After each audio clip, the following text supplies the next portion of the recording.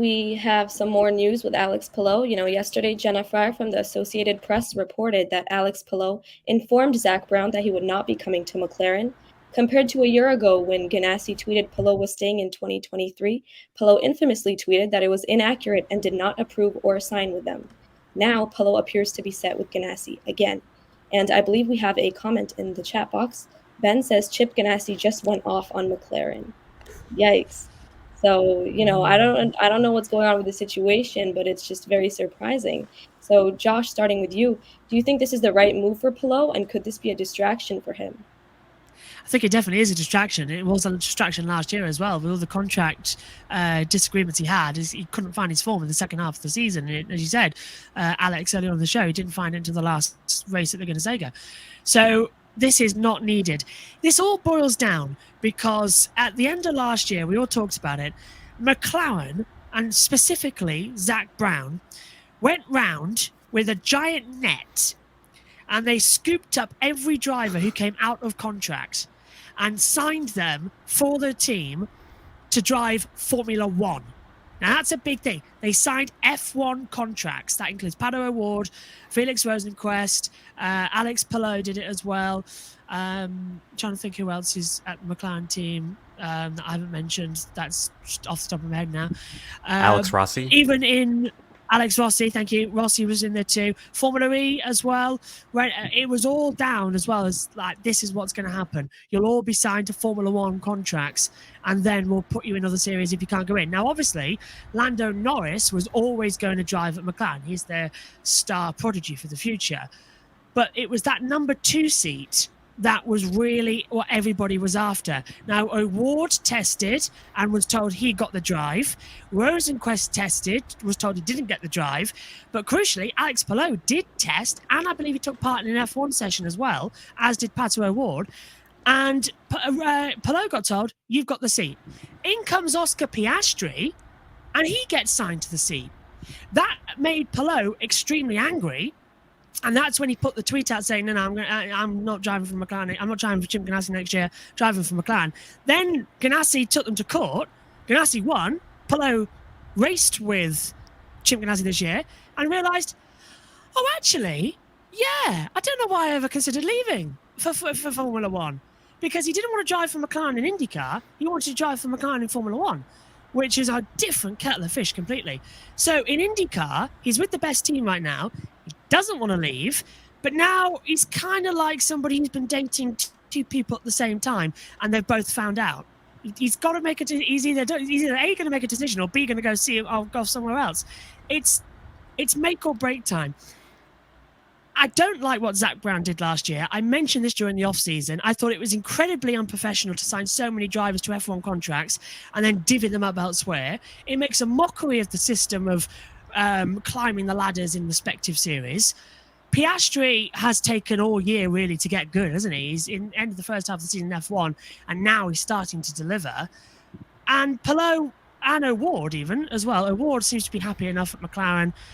I'm hoping Joe, when he goes there, can ask him a few questions about that as well. But Alex Palou, definitely an angry driver right now, saying, look, I had a shot at Formula One. I was told I was in Formula One, had to settle with IndyCar. I like what I'm doing in IndyCar right now with my current team. Don't want to go drive a McLaren, which is so unreliable. So, yeah, it all boils down to that. And whatever Palou decides to do doesn't matter, because it's all going to go down to this contract recognition board again. Because Ganassi have got the contract for this year. That was already locked in last year. That's why they won this year. But McLaren have got a contract for next year for him that is also signed in. So it looks like Palou's going to have to drive for them next year. But then that also sets off, where does Rosenqvist go? Because Rosenqvist's only there because Palou isn't there. So Rosenqvist's going to get kicked out. Does he go to Formula One? But what does that do to Rene Rast and Jake Hughes? Because they've both been doing brilliantly this year. So where does Rosenqvist go? Now, he could go to Extreme E, but again, there's only one male driver and one female driver allowed at McLaren over there. It all goes wrong. So Joe Samir just said, you're going to say, Joe, aren't you, that Felix goes back to the 10. Could do, looks more likely, if so they could do a direct swap back over, but I don't know. It's going to be the world's biggest game of poker ever. And whoever can do the best poker face will win this. Nobody has a clue what's going to happen. And it's all because Zach Brown had a bit too much sherbet and decided to go a little bit crazy and sign everybody at the end of last year. I think at one point it was up to 14 drivers he signed for a Formula One contract. It was madness. And he's placed them everywhere. So, yeah, not good. And it all links back to F1 again. The great, great silly season of motorsport. That's me rambling done. Josh, you nailed that. Everything you said was perfect. Like, you got every little detail down. Bravo. I just want to say that if Palou, assuming he wants to go back to the 10, of course it's the right move. I mean, look at what he's doing this year. He's going to wrap up the championship before the finale, which hasn't been done in a very long time. Like, this guy is just, it feels like he's unstoppable. Like, if you watch NASCAR in the early 2000s, he's basically the new Jimmy Johnson. He's just the luckiest man, and he's just always there and is just unbothered, which you got to be unbothered to be going what he's going through right now. But if you listen to the Gay Racing Podcast and you know of our news segment, the tea is hot and it is being spilled all over by Alex Palou right now. It is just overflowing. I don't know what's going to happen because Alex Palou is signed by McLaren, as Josh pointed out. And last year it was different because Chip Ganassi Racing had an option and they could have exercised it, and they hadn't yet when all that stuff was going down, and then they used it, whatever. They came to an agreement for Palou to race this year. How's he going to get out of this? I don't know, because he's literally signed to race for them next year. So if he's just saying, oh, I don't plan on racing for you next year, what do you mean? You signed the contract. And also, my favorite part of this whole story is Zach Brown has already paid Alex Palou for 2024, which is the funniest part of this whole situation. I forgot that. Yeah, didn't he? That's why he paid him at the end of last year. He did. And that's probably like 10 or so. So, everyone's happy. Everyone's just so happy. But to answer the distraction question I mentioned earlier, it could be, but it's Alex Palou. He's just so unbothered. This has been happening behind the scenes. So, I mean, it was IMS last year when we were talking about it as well, wasn't it? On the road course last year, it was the race just after Piastri had said, no, I'm not going to race for Alpine. And that kicked off everything. It's the only silly season I can remember where it started in F1 and spread over to IndyCar, Extreme E, Formula E, and every other series under the sun. Even Super Formula got involved. It was insane how much drivers are wanted at top tier levels. And personally, it's Oscar Piastri's fault. All of this. All of it. And Zach Brown. There are them. Trust Zach Brown to do it as well. The what was it? He was a racer as well, so he knows exactly what to do to get everybody annoyed.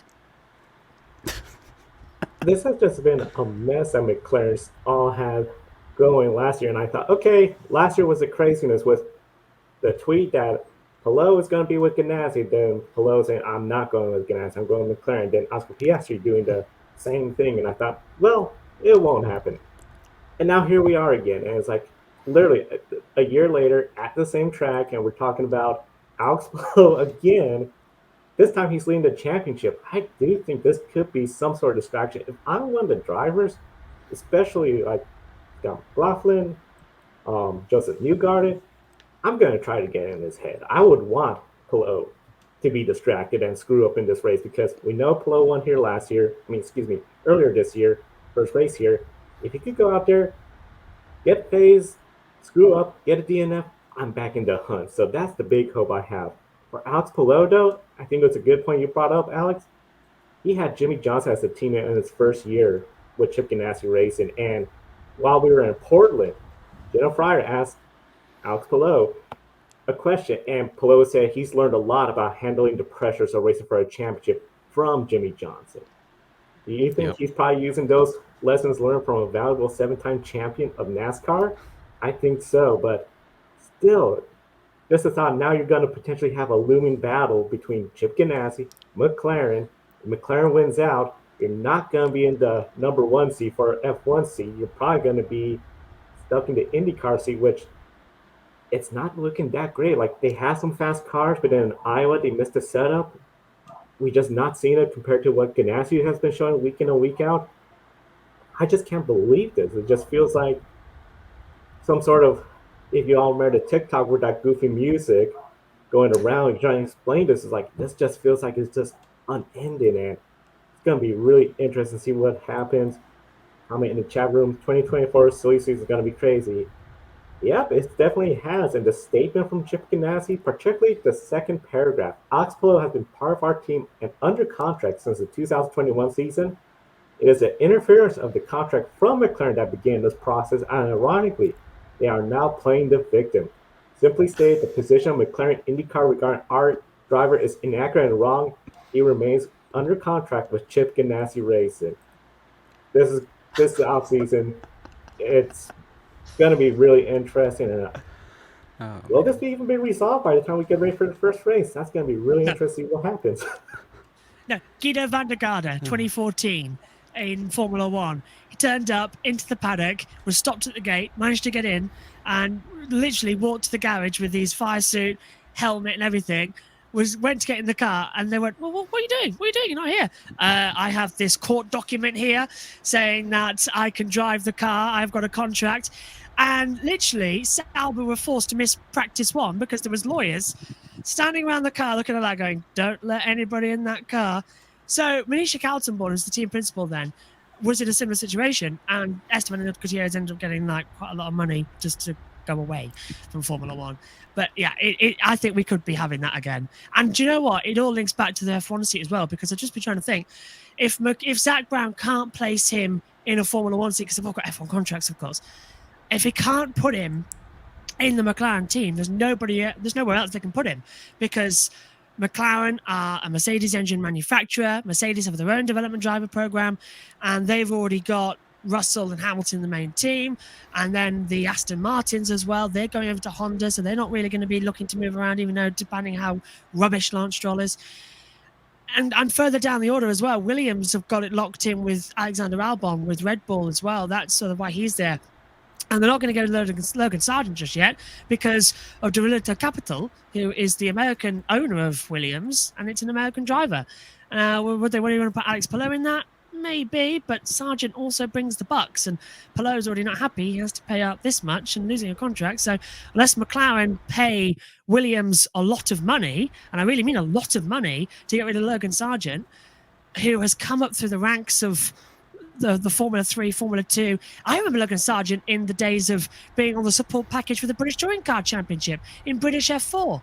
So Sargent really has, like Lando Norris, grown up through the ranks, and he's just got his opportunity in Formula 1. He's doing really, really well now in the second half of the season.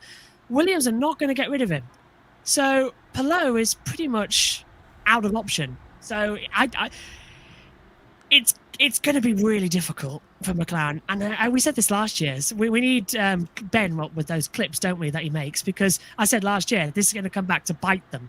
And it has. It hasn't just bitten them as well. It's taken the arm. It's taken a bit of the leg. It's taken a bit of the brain as well, obviously, because Zach Brown thinks this was all a good idea to begin with. So it's all ridiculous. It's all wrong. And this is going to explode. Great for us. Bad for PR. Yes. You know, Alex, I think you're so right. There's so much tea to be spilled here. And speaking of spilling the tea, Kobe, Josh, and Matt from Grid Tonight will be doing just that when they report on the latest on this story Wednesday.